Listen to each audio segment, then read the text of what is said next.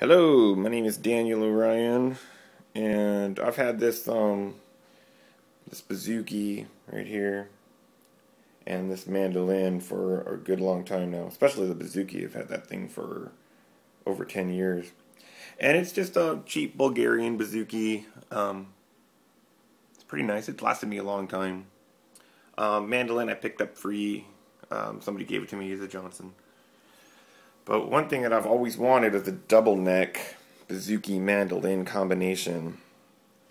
So what I'm going to be doing is something along these lines right here. I traced out the two of them on cardboard and then figured out where the best place to attach them together would be. And I saw this guy on YouTube and he had a guitar and mandolin combination that it looked like he just kind of stuck together himself. I'm like, well, if he can do it, I can do it. So I've drawn the same lines right there. It's going to be where that one's going to be cut. This one is going to be cut right here on that line. And what I'm going to try and do first is I'm going to try to notch it, because the mandolin is thinner than the bouzouki. You can see here. So what I'm going to try and do is actually notch this out, bring it down to here, and then notch it back in, and take this entire section out. Just take that part out. Then put the mandolin and actually slip the mandolin inside of the bouzouki. And see how that's going to work. And hopefully it'll look something like this. Then I'm actually thinking about taking, like, I don't know, like a zipper or something, like a really big hunkin' zipper, and attach a zipper just for looks, you know. I mean, I'll use wood glue and I'll clamp it down, but I'm looking at aesthetics and I'm like, well, they look very, very different, so I'm thinking, well, let's just go with the different looks and kind of exploit the whole fact that these are two completely different instruments that are getting stuck together. And I'm thinking, well, maybe if I use a zipper or something like that, it'd be kind of cool. All right, talk to you later.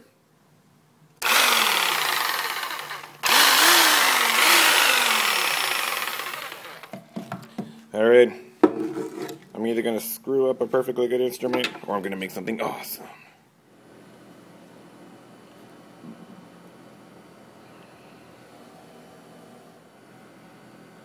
Alright, so I made the cut onto this one, and I'm leaving the bottom intact because I want that to be its main support.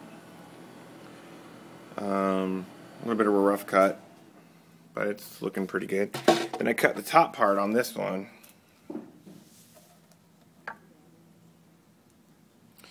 And I'm trying to fit this inside of it like that.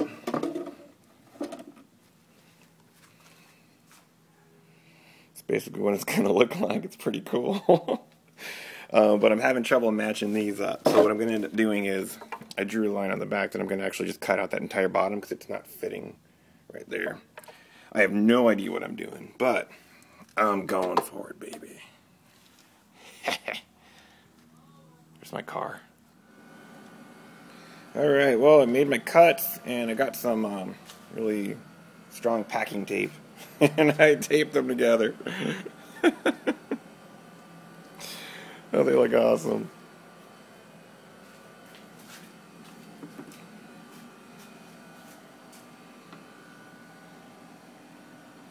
Pretty cool.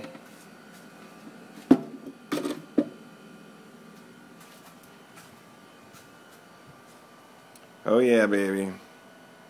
So what I'm thinking, I go to Home Depot and see if they got some kind of a really, really strong tape of some kind, or maybe a wood, maybe some really, really thin wood or something. Then I can seal these two together.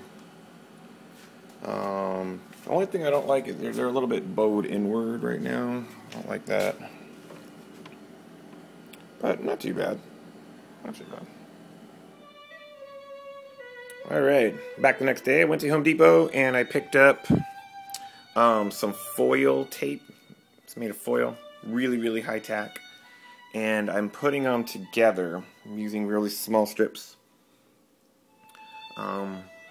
down here like that. I thought the tape worked really good, and so I came in and I got this aluminum foil. And that's the front. I've got, I think, 2 strips on it right now. And I'm being careful to do the back end, small strips.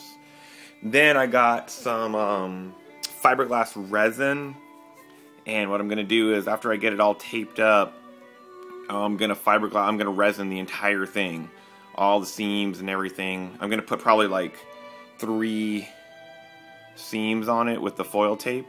Then I'm gonna do a fiberglass resin over the top of that. And next, I was thinking about the way I'm gonna decorate this thing, and I'll tell you that later. Alright, I finished taping it up.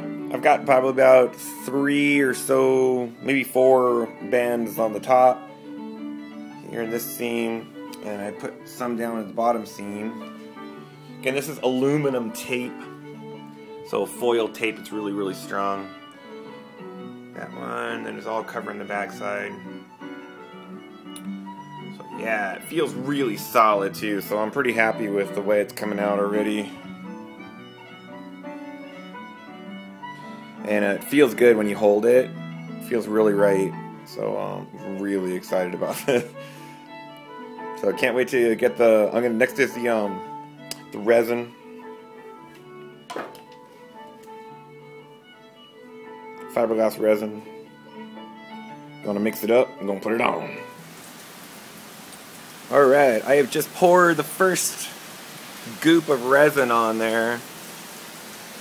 And I just wanted to basically do the back, if I know. It's totally raining outside. Pretty cool. So, yep, the resin's on right in the crack. You can totally see. And it's already hardening up pretty good. Got it kind of spread up around the top here. Around the sides. But yeah, that's what I want. That nice big seam. So actually, I'm going to let this dry. It'll take about 15 minutes. And then I'm gonna like sand it down just a little bit, wipe it off, and then apply another coat just so I can make sure I have a good build-up around the seam. Then I'll do this seam. Oh, look at that little bugs on there. You see it? So after this seam is done, I'll put 2 coats on this seam. Come up and do the upper seam right here. Then I'll do the bottom seam. Then I'll do the top. Okay, I brought it in the house so it would dry quicker because it's really humid outside. But dude, that resin stuff is really, really working fast. I mean, you can kind of see it.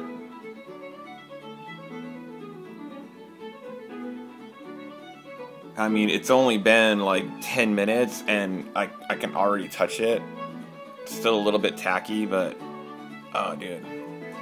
Yeah, this is so gonna totally work. This is really gonna work. So I'm pretty excited.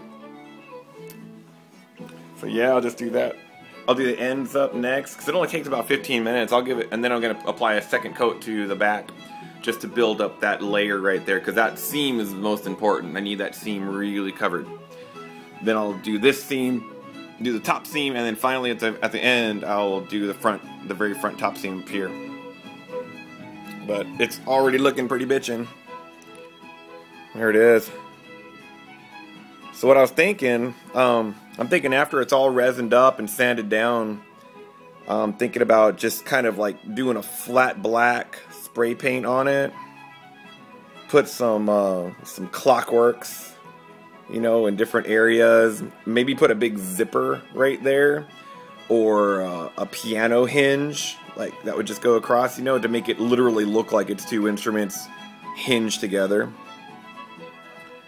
I cannot wait to play this thing. It's gonna be so badass. Yeah. I'm gonna start off with just a contact pickup, and then if that works out and the whole thing's working, then I'll spend the extra money and actually get really good bridge pickups for it. Yeah.